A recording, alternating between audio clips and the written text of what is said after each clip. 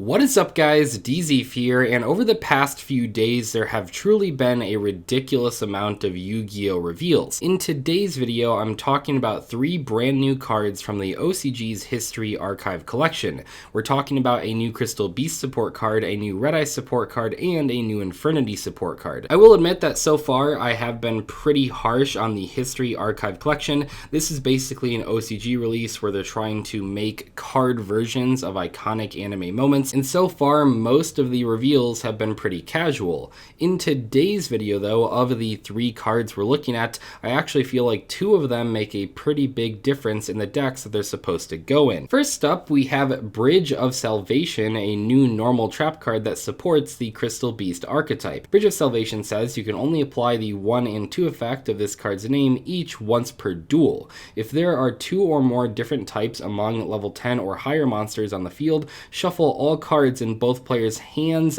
fields, and graveyards into the deck, except this card, then each player draws 5 cards. So basically a fiber jar effect on a normal trap card. That's pretty wild. The second effect says you can banish this card from your graveyard, add 1 Crystal Beast monster, and 1 field spell, that is any field spell, from your deck to your hand. Now, as some of you might know, I am a huge fan of the Crystal Beast archetype. I have posted so many Crystal Beast deck profiles over the years on my channel, and I've been playing them pretty much ever since they first released in the TCG way back in the day. Because of this, I was not only very excited to see that there was a new Crystal Beast support card, but I was also pretty happy with the fact that I think this card is actually quite good. The first effect is kind of a gimmick. You probably won't be able to pull that off very consistently, but that second effect is great, and I think it might make Crystal Beast players try out Foolish Burial Goods.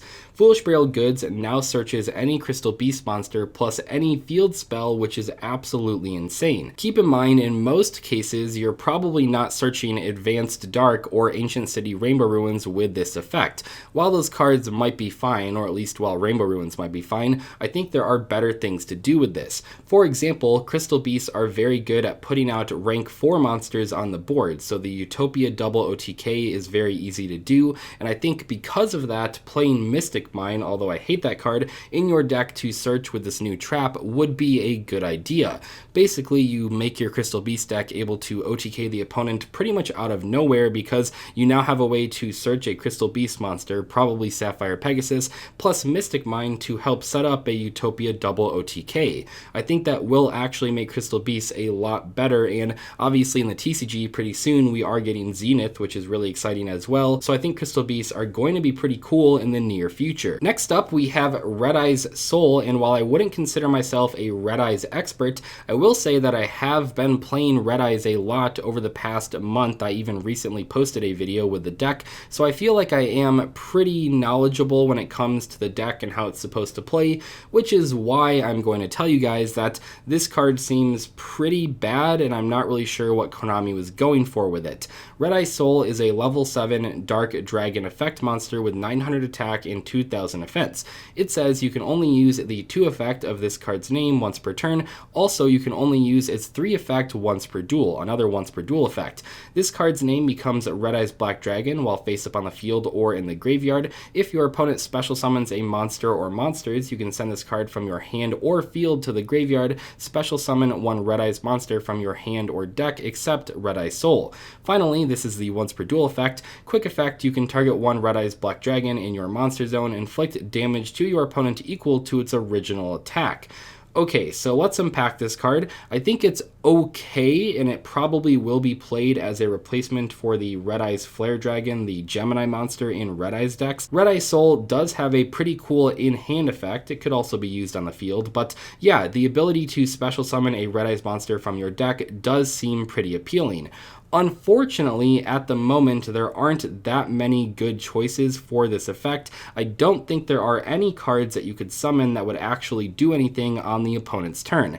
So far, the 2 cards that I think you could theoretically summon with RedEye Soul would either be RedEye's Darkness Metal Dragon, which while a good card, it doesn't really do anything on the opponent's turn, or perhaps maybe Toon decks could rely on this card to special summon RedEye's Toon Dragon a little bit more often. While the burn effect might seem scary, personally, I don't think it'll be that big of an issue. RedEye's decks already don't have a problem OTKing. RedEye's Dark Dragoon is obviously one of the best OTK cards in the entire game. You can pop 2 monsters, you can do a ton of damage, you can attack your opponent, so I don't think the burn damage from Soul makes a big difference. Like I said though, at the moment I do play 1 copy of RedEye's Black Flare Dragon, which is pretty much only in there to summon off of Blackstone as like a 4th target on top of the 3 copies of the original RedEyes, and I think that I could easily swap that card out for this new RedEye Soul. RedEye Soul might not be that relevant, but it is probably better than RedEye's Black Flare Dragon because that card usually is just a vanilla monster. Finally, we have a new Infernity support card, and this one is probably the most insane out of all 3 of these new reveals. Return of the Reaper is a normal spell card that says this card is always treated as an Infernity card. You can only use the 1 and 2 effect of this card's name each once per turn. Special summon 1 of your Infernity monsters that is banished in your hand or in your graveyard. If a face-up Infernity monster or monsters you control is destroyed by battle or leaves the field by an opponent's card effect while this card is in your graveyard, you can set this card to your field.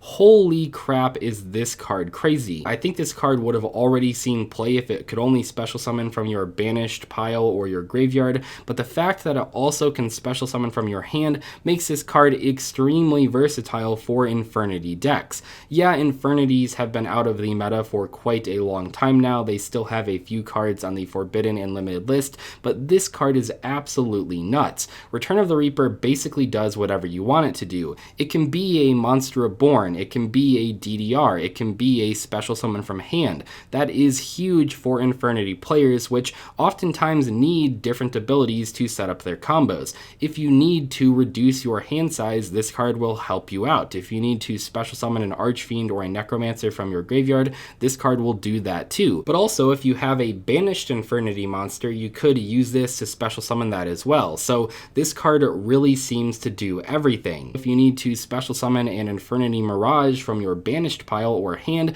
that could work too, because while Infernity Mirage can't be special summoned from the graveyard, this card can special summon from your hand or banished pile. So Return of the Reaper might not be enough to make Infernity tier 1 again by itself, but I do think it's going to be a huge help for Infernity decks.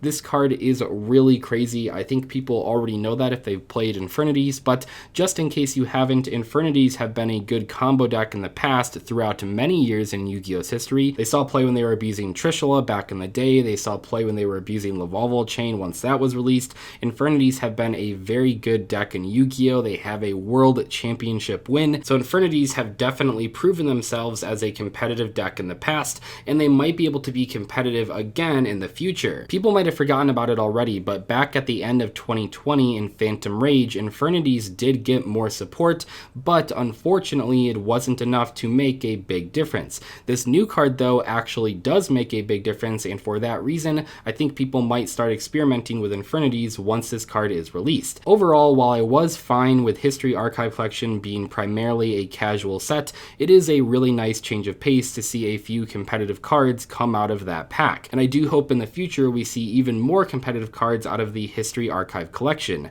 I hope you guys enjoyed today's video. I'll see you later though. Goodbye.